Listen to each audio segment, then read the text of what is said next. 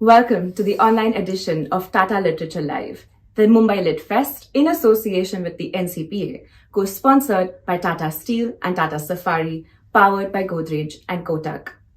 We journey today into a narrative that contrasts times of hope with times of despair, capturing the essence of a nation pre- and post-war.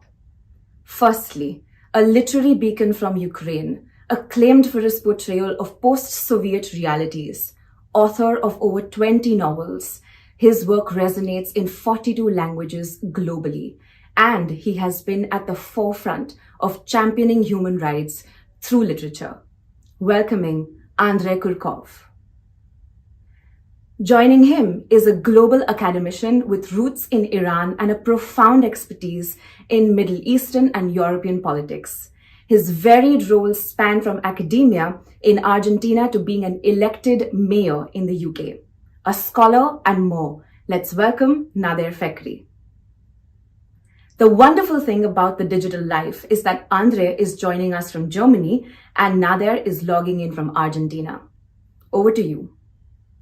Well, good morning, good afternoon, whatever it is, Andrey. It is lovely to see you after such a long time. Good morning, Nader. Yeah. I've been so looking forward to this ever since Lit Live contacted us and said we could talk with each other. I had the pleasure of meeting you 4 years ago in Mumbai when you came to talk at that episode of that issue of Lit Live. And I sort of, I think I was this side of pestering you and being a groupie.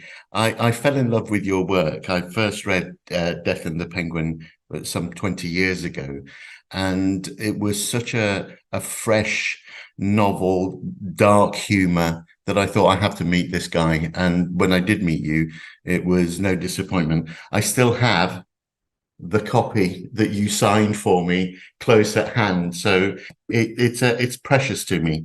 What I wanted to talk with you today is a variety of things, mostly about how your work has changed and developed and, if you'll forgive me, matured over the last 25 years, and certainly over your writing, and then to move on to specifically what's been happening in the last couple of years with the Russian invasion of Ukraine and the war on Ukraine, and how that's affected you on a personal level, on an artistic level, as well as on the macro level of the suffering caused within your country, and how that's affected writers in general and artists in Ukraine. So tell me a little bit about your work and what's been happening in the last few years. Well, thank you for finding me, and thank you very much for getting up at 4 o'clock in the morning or even earlier. It's quite difficult now to look back at what was happening to me and how I was writing all these years since 1995. When I finished Death and the Penguin. Of course, I mean, I'm 2 times older now, and I live in completely different Ukraine than Ukraine of 1995 or even Ukraine 2000. I did write altogether 25 novels. I mean, I published 25 novels. I wrote 4 more, which I never published, and I don't think I will.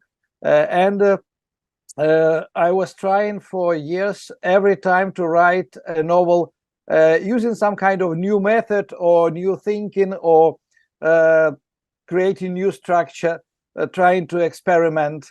And for me, it was like sign of evolution or attempt at an evolution. But of course, after 2014, after the beginning of the war with Russia, after annexation of Crimea, I couldn't experiment anymore.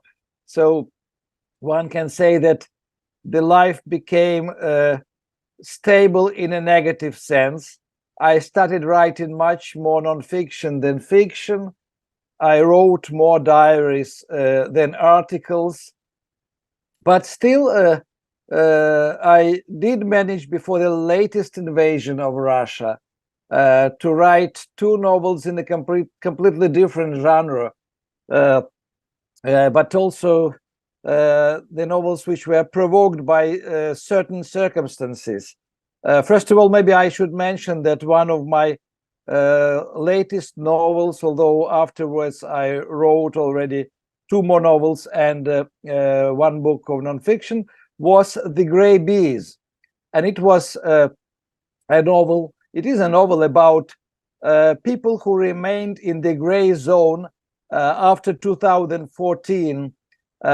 Gray zone is a strip of land very long because it is equal to the length of the front line until 24th of February 2022.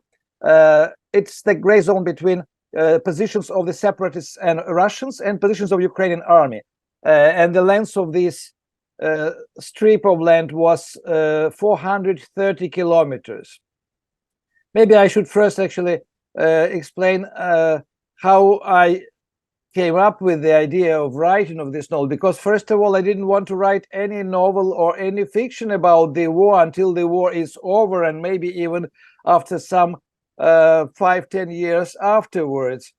But after 2014, we got a lot of refugees from Donbass in Kyiv, and one should understand that people who came to live in Kyiv after becoming displaced or refugees from Donbass, they were mostly rich people or middle class people who could afford to live in the capital. And once actually I met a young man from Donetsk who lost his shop in Donetsk and opened a small cafe on the outskirts of Kyiv, and he told me that he is driving his car once a month to the front line. And there is a village where only 7 families remained, and there is no electricity, no gas, no authority, no police, no post office, no medical help, etc. So I immediately understood that he is talking about gray zone, no man's land. And after this conversation, actually, I checked on the maps, I checked on people who visited gray zone with as volunteers, because only volunteers could deliver medications and things needed badly by inhabitants of this gray zone. I did a lot of research. I traveled actually before 3 times to the war zone, and once I traveled with 2 of my colleagues all the front line alone up to Russian border near Severodonetsk. And this is just the reason why I got so worried and concentrated on this topic. And in fact, by 2017, when I started writing this novel, there were about 200 books about war in Donbass, but all these books were about the war, about the fighting, about soldiers and enemies, etc. And there was nothing about civil population. And at the same time, I knew that thousands of people remained in the gray zone. Thousands of people remained in the towns and villages which were under shelling every day. And actually, as we are talking, there is a huge battle going on near and around Avdiivka town, near Donetsk, where 1,600 people are hiding in cellars. And we don't know how many of them are already dead. So, I mean, the human lives and human stories, for me, of course, in any war are much more important than battle itself and the ammunition and description of armaments, etc. And there was not a single book about civilians actually in the war. And I decided to give them a voice. So this is a novel about 2 inhabitants, 2 remaining inhabitants of an abandoned village. One is retired miner inspector who is also a beekeeper. Another one is just a sympathetic alcoholic with pro-Russian political views. And they are trying to keep village alive. And of course, the beekeeper is defending, first of all, his bee families.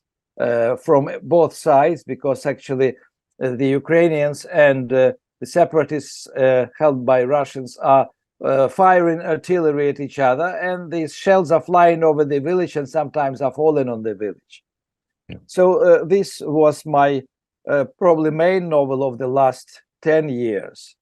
And after that, actually some weeks after I finished this novel, I received a phone call from one lady who is my reader in Kiev, and she said she has a present for me. And she asked for address, and she came by car, and she brought me a box of original files of Bolshevik secret police from 1919 till 1927. Wow. And I dived into this material, and I started writing a series of books, of which 2 are already published, about the time of civil war 1918 till 1921 in Kiev and around Kiev. So I had a break of 17 months after the new invasion started. I couldn't write fiction at all. I could write only articles and diaries. And I am very grateful, I don't know, probably to my Ukrainian village next to Kiev, where last August I managed to restart working on this novel without stopping writing nonfiction, without stopping reporting about what is happening in Ukraine right now. Yeah. No, I think you're right. When the latest war broke out in 2014, there was a lot of reportage in the Western press, and I remember following it on the BBC and the Guardian. And you know, apart from the how the battles and how the war was going on, there was very little about the impact on the civilian population, and not just the refugees, but the people who were left behind, often those who had no choice, the elderly, the infirm, and how they managed to make life continue and the hardships that they faced. It was, and I hate this phrase, collateral damage. And, you know, they were the left behind. And I think your book captures that desperation, the resilience, the hardship so well. One of the things that I liked about it is and what drew me to it was the title, The Grey Bees, in English. And I'm always fascinated by your use of symbolism of animals in your work, whether it's the penguin, Death in the Penguin, whether it's your children's book and the hedgehog, and the case of the bees here. Help me, are the bees anything more than just bees? Because I think there might be something else, but I would appreciate your help in understanding the use of animal symbolism and if you like, semiotics of animals in your work. Well, in fact, actually, I mean, after Death and the Penguin was published, I was asked lots of questions about penguins. But then actually, when readers realized that I have animals almost in every novel except 2, they were asking, why do I have no animals? And I started analyzing it myself. And of course, I mean, I came up quite quickly with an answer, because as a child, I had lots of pets, and most of my pets died tragically, sometimes due to my neglect or my being not attentive enough. So in a way, probably subconsciously, I still feel guilty for this. And I'm trying to give literary animals, or the animals in my book, second life, like paying back to the animal world for the damage I committed as a child. The bees are, of course, I mean, probably the most important living creatures in the world, and the world is already worried for 3 or 4 years about the destiny of the world's bees, because I mean, in some areas they are threatened by different chemistry, by agriculture, which is using fertilizers, destroying the nature, etc. The other thing which is important, that bees also symbolize harmony, collective harmony. And my main character, Sergei, I mean, he is a typical representative of Donbass. He is wise but not educated. He is kind. He knows everything about morality. He can see what is good, what is bad. And at the same time, I mean, he is nostalgic about the Soviet Union because Russia was supporting Soviet nostalgia in Donbass from the time of the collapse of the Soviet Union. And so for him, bees are also the best example how simple flying creatures created a communist society, because bees are working hard, they're producing honey, everything is well organized in their families. At the same time, the honey is taken away by humans all the time, but it doesn't upset the bees, it doesn't provoke them to rebel. They just continue to work just like people in Donbass without complaints. And their cycle is unstoppable. So Sergei, the main character, has a special respect for them because they managed to achieve what humans didn't achieve, to create communist society, even if it is not very happy society. He also thinks that ants are the example of the living creatures who created socialist society, because ants don't produce anything, but their life is very well organized. Yes. So yeah, I'm always attracted to bees because bees are the symbol of Manchester, which is, you know, if you like, my spiritual home, and it's in the coat of arms. And certainly during the Victorian period, when Manchester got its citizen status, bees, as you say, were the perfect example of a society of hierarchy and harmony, with obviously with Queen Victoria, the Queen at the very top. And a couple of years ago, when there was the horrible terrorist attack on Manchester, many survivors and many people started having bee tattoos on their arm and their body, and the symbol was resurrected as a way of reclaiming the pride in the city. One of the things I want to move on to, the title of your first book, like you said, Death and the Penguin, is that's not the title in Russian or in the Ukrainian.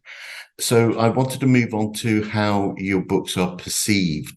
Obviously, you write, and I've only, to my shame, been only to read them in translation. In fact, so much so that I know that you've been translated into more than 35, 36, 37 languages. And I know that I will share this with you. This is the Persian translation of your book, and it's called Margo Penguin, literally Death and the Penguin. This is the fourth edition of it.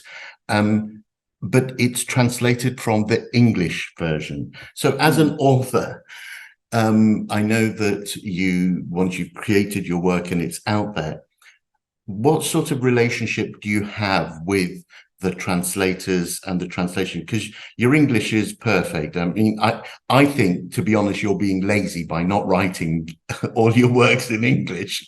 So how do you have any control? How do you have any relationship with the translators? Because I know, again, your wife is a fantastic speaker, so she does some of the translations for you. So tell me something about the relationship between you, the writing process, and the translators.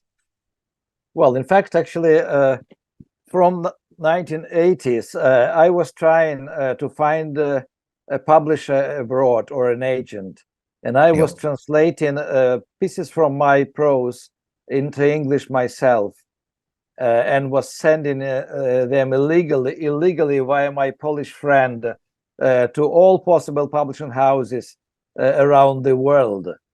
And I remember by 1997, I collected more than 600 written rejections from the best publishing houses of the world. But then, of course, I mean, my first foreign language was botanical Latin, because as a child, I was fond of cacti, and I had a collection of cacti, and I learned their names in Latin. And then I learned Polish, because I could buy books in Polish, which were not translated neither in Russian nor in Ukrainian, etc. So English is our family language, one of them, together with Russian, because my wife is English, British, of Irish and Scottish descent. She helps me with editing my articles and my reports, essays, which are published in English language editions like The Guardian and Financial Times and The Spectator, etc. She didn't translate actually any prose of mine, except for a couple of short stories. But she always helps with advice. And if we talk about the translators, I'm always in touch with some of my translators, but unfortunately with minority, because majority of translators have some kind of complex against the authors. They are afraid of authors. They are trying sort of to avoid unnecessary contact, because maybe they think that authors are aggressive and trying to dominate.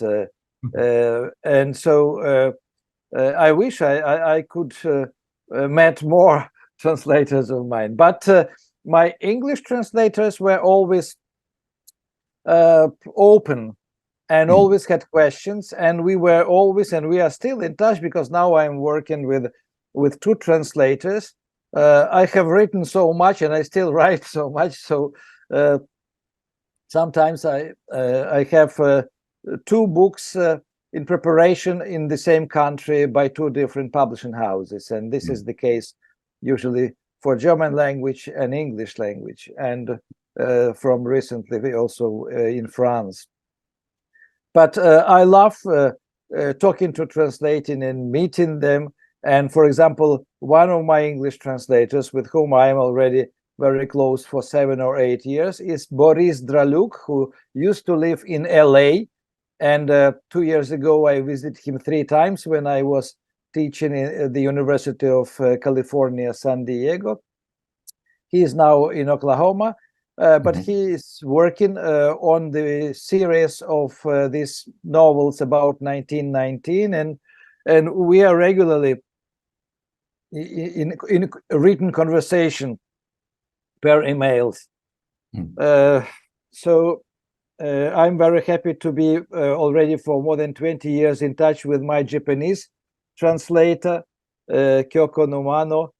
And I should say that actually that all translators I know personally are my good friends, because I mean it's the best partnership possible, because the more you talk about them, even simply about the weather, the more they understand how you use words and what do you usually mean. And it is, I mean, physical contact is extremely important. It's not only answering the questions or advising to address yourself to a dictionary of this year, etc., but it's more personal contact. Sure. Just you mentioned the novels that or the works you're doing on the 1919 period, the first period of modern Ukrainian independence. How much is that? You've written very eloquently on the current. Sorry, I heard a cat trying to. The current Russian regime trying to rewrite and, at best, and obliterate Ukrainian past and to deny its existence. How important is it to you as a writer, but to the Ukrainian nation, this realization or the drawing of the thread to that period of the neo-Soviet or pre-Soviet times, when modern Ukraine came into existence? How important is that? Well, it's difficult to exaggerate, but the history is in a way much stronger weapon than any tank or any ballistic missile. And the history also cannot be destroyed by weapon. So whatever Putin says that Ukrainians don't exist and Ukraine was invented by Lenin, I just wonder, I mean, what would he say if he is asked directly, with whom Peter the Great and Russian army were fighting in 1709 near Poltava? Mm. Actually, and if we talk about 1709 and Poltava battle, where Russian army defeated Ukrainian army of Hetman Mazepa, who was supported by Swedish King Charles XII and Swedish army, it means that if there was Ukrainian army on Ukrainian Poltava soil, Ukraine existed then. Ukraine was independent until 1654, when another Hetman of Ukraine, and Hetman is not a Tsar, Hetman was elected by Cossacks. So the head of the state, the head of the territory of Ukraine, was electable, not appointed or not God-given. And so actually in 1654, Hetman Mazepa was running another war with Poland and asked Russian Tsar for military help. And this actually episode was the beginning of the end of Ukrainian independence then. And since then, actually, Russian Tsars were trying to assimilate Ukrainians because Ukrainians were different mentally. They were not collective. They were not loyal to anybody because they were choosing their leaders. They were individualists. And they remain individualists. Actually, this mentality came back after collapse of the Soviet Union in 1991. And the mentality came back much faster than the Ukrainian language was removed from half of the territory of Ukraine by the policy of Russification. So, I mean, it's very important, of course, most important that Ukrainians know their history. And 10 years ago, I was worried that actually Ukrainian young people didn't care about the history of their country and of their nation. Now the soldiers on the front, Ukrainian soldiers, are asking their friends to send them books on Ukrainian history because they want to understand better what country they are defending. Sure. No, I think you're right. I think that perversely, this effort, this mindless, vicious battle for the heart and soul of the Ukrainian nation is having the opposite effect. If anything, it's rooting Ukrainianness deeper within Ukrainian society. Whereas if you say, had it been left alone, maybe when Ukraine joined the European Union at some stage, it would have become just an amorphous mass of Europeanness rather than rediscovering, as you say, whether it's the great writers or poets of Ukrainian or just the history. That's the fact. You mentioned the word Hetman, and the influences on Ukraine and Russia of forces further east from Mongolia, from the Cossacks, all the richness that comes into that society had been obliterated. Moving on to what is of interest to me at the moment, you are obviously one of, and this is not to flatter you in any way, the most well-known Ukrainian authors outside of Ukraine and certainly in Ukraine. Tell me something about the other authors that are currently working there. I remember you writing an article in The Guardian 3 or 4 months ago about the death of, sadly, Victoria Amelina. But you've also talked about people like Yuri Androkovich and Alexis Liapovsky or Oksana Zabushko. Tell me something about what else is happening literary-wise within the country. Well, we have quite a dramatic situation, of course, not only because more than 30 Ukrainian writers and poets are fighting on the front lines as soldiers, and more than 30 are killed. either on the front or by shelling, or a writer was executed who wrote for children. His name is Volodymyr Vakulenko. And actually, Victoria Amelina was the writer who was trying to trace him, to find his body. And then when his body was finally identified, she organized the publication of his last diaries that he hid under the cherry tree in his parents' garden before he was abducted and then killed. But what is happening is that writers are not writing prose. Poets are writing poetry, and there is a demand for poetry. Soldiers as well as civilians, they attend the poetry evenings, poetry readings, and they feel they need it because this is a more emotional charge that they get there. Writing prose and reading novels requires concentration, stable time, quiet, and this all doesn't exist in Ukraine. So we have lots of nonfiction about the war. We have hundreds of books already published. We don't have practically new love stories. We have a couple of writers who still write crime stories and science fiction. But we will have quite an empty space after the war in the history of Ukrainian literature concerning the novels, mainstream novels. And I am slightly worried that the number of books about the war is growing with incredible speed.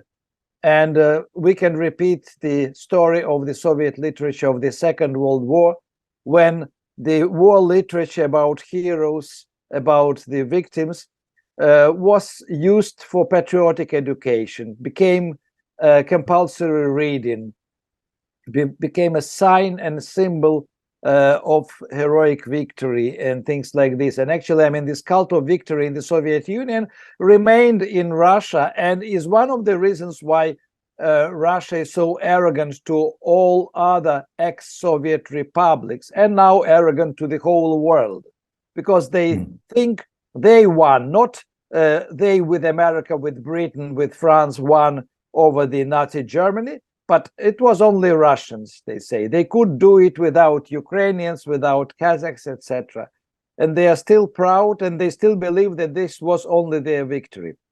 Of course, I mean, in Ukraine it cannot happen, but something similar can happen to the literature if we don't have enough other genres, and if people don't try as quick as possible after the end of the war to come to normal life. It will be difficult because, I mean, the nation is traumatized as well as the authors are traumatized. The intellectuals radicalized. I mean, they write pamphlets, they attack each other on Facebook, on social media, in the newspapers, etc. And so it's all different facets of the war. And once the war is over, I think the literature, the arts should become medicine and not weapon again. There was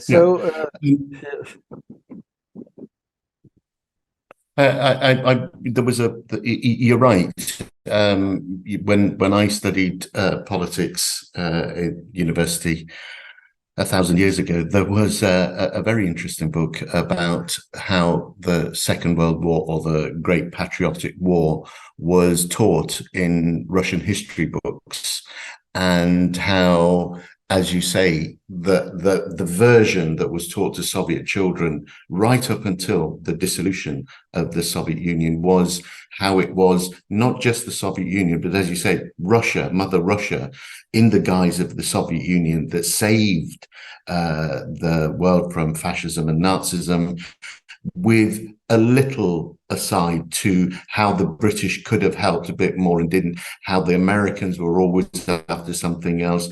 And it was, and that constant propaganda, both in, as you say, through literature, through fiction and through non-fiction, was this fetishization and the strength of, and inevitable domination of Russia and the Soviet Union was a foregone conclusion. It was a high price to pay, but it had to happen, and it would happen. As if, what you were saying about the Tsars, how they'd been appointed by God, maybe this was Russia's mission on earth to save it. And so there was very little introspection in those history books for the secondary schools. So with that, do you have any concerns about potentially what is coming out of Ukraine at the moment under obviously very trying times could potentially lead to a facsimile of what was happening in Russia post when the war is over? Is there a danger of over nationalization?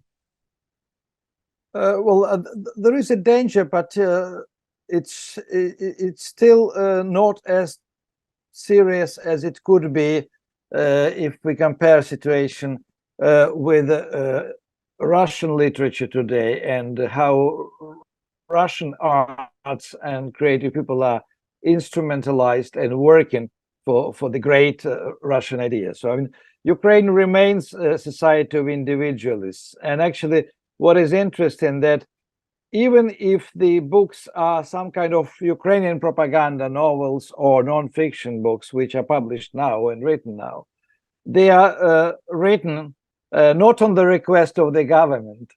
It's actually the writers volunteer to do this, and they feel that this is their mission. They consider it as counter-propaganda, maybe. Another thing to mention is that Ukraine does want to become member of EU and member of NATO, and some of the ideas expressed by some of the intellectuals have nothing to do with Europe and with democracy. So, I mean, they will not be officially supported by the politicians, and they are not supported by the majority of Ukrainians, because even if we talk about nationalistic parties, and I mean, Ukraine has one of the largest number of political parties in general registered in the Ministry of Justice, more than 400. And this is another proof of Ukrainian individualism, that every Ukrainian politician wants to have his own or her own political party. But in the end, actually, only dozen of the parties function and the others remain dormant. And the same, I mean, now, of course, I mean, the society is affected by the war. It's not, I would say, it is not sane. It is not reacting to things in the normal human way as it would happen in a normal time. But once the war is over, I'm sure Ukraine will stabilize itself. Yeah. And there will be quiet discussions about everything. Yes. Absolutely. One of the things that has happened as a result of the war is the large number of Ukrainians who are now in a new diaspora, refugees and asylum seekers who are living in Poland and Germany and the surrounding countries, but also in the UK. For those people who have remained or have had to remain in Ukraine, what is the relationship, do you know, between this new, because it has now been going on for a good couple of years, you're now getting children who have become, going to English schools, etc. Is there much contact between the two groups, or do they see themselves going back once the war is over, or are they setting up roots? And what's happening artistically? Is there anything coming out of those countries? Do you know? Well, of course, I mean, I think officially there are 8 million Ukrainian refugees abroad, and majority of them are women, children, and elderly. And which means that actually a lot of these women and children have their fathers and husbands back in Ukraine, sometimes on the front line, sometimes just at home, because the men between 18 and 60 years old cannot travel without special permission outside the country. And of course, I mean, I meet a lot of Ukrainian refugees on my travels in Europe and in the States and Canada. And I talk to them, and I know that probably 20-30% definitely will not go back, go back, because first of all, those who came from Donbass, they will not go back because there is nothing to come back to, because I mean the houses, the blocks of flats are destroyed. There is no infrastructure. Even when the war is over, there will not be immediately money and energy to restore these towns and buildings. And we are talking about completely destroyed towns like Bakhmut, where before the war 100,000 people lived, and there are dozens of the towns like this, and of course much larger city of Mariupol was mostly destroyed, and lots of people left it. So these people will remain. The people who refugees who came from Kiev, from Western Ukraine, from Odessa, they actually travel between their new places of living and the old places, just checking on their property and visiting relatives and friends. They are in touch. In Ukraine, quite often the attitude to these people is negative. They are very much criticized because people who remained in Ukraine, especially in Western Ukraine, which is less affected by the war. They say that actually these people are using the war as a pretext, because they could have stayed, they could have worked in Ukraine, adding Ukraine stability, economical stability, and etc.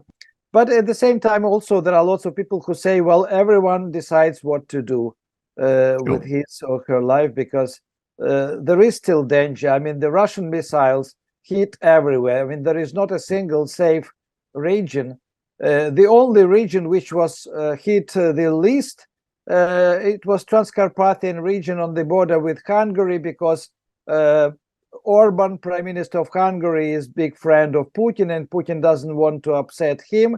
And there are many ethnic Hungarians living in Ukraine on the border in this region. So there is considered a quiet and more or less safe life. And we stayed there for 4 months in the beginning of the war as displaced persons. And in these 4 months, we heard lots of air alarms, but we had heard only several explosions. So it is a very important topic, because I mean, if these people, even 30% will not come back, I mean, the demographical situation will be very different in Ukraine.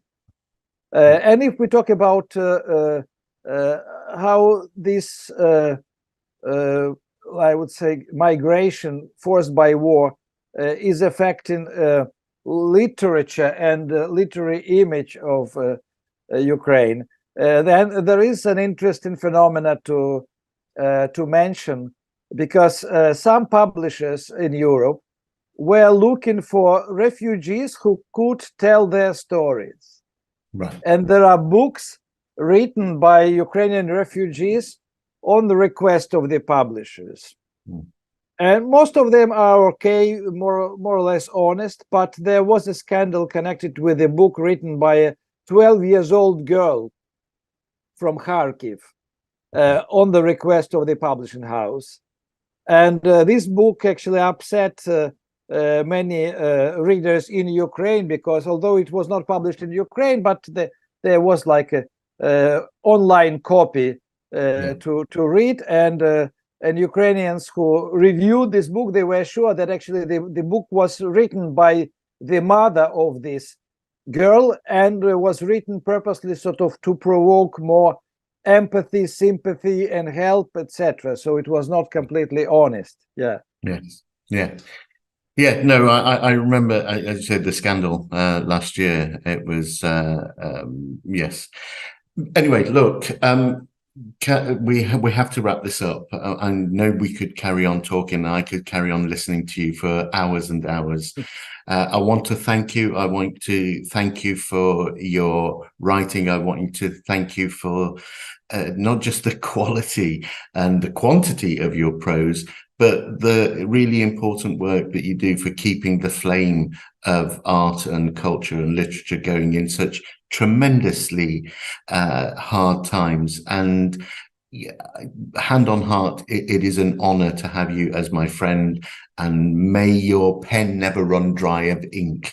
I know that's old fashioned, but thank you so much. Thank you so much. Thank you very much, Nader. It was a pleasure talking to you, and I do hope we meet each other in the nearest future. I will be passing not far away from your place again in a couple of months. I look forward to it. And if not, who knows? Maybe we'll meet again in Mumbai, and one day in Kiev, or even Lviv or Kharkiv, or anywhere in Ukraine. We can meet. It would be a great pleasure for me. It would be a great pleasure.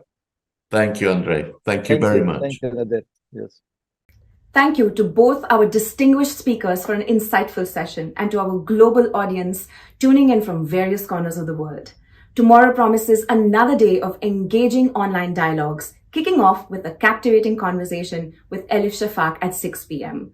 Join us for another day steeped in literary brilliance. Thank you to our sponsors, title sponsor Tata in association with the NCPA, co-sponsored by Tata Steel and Tata Safari, powered by Godrej and Kotak. Goodbye, and see you tomorrow for the second online day.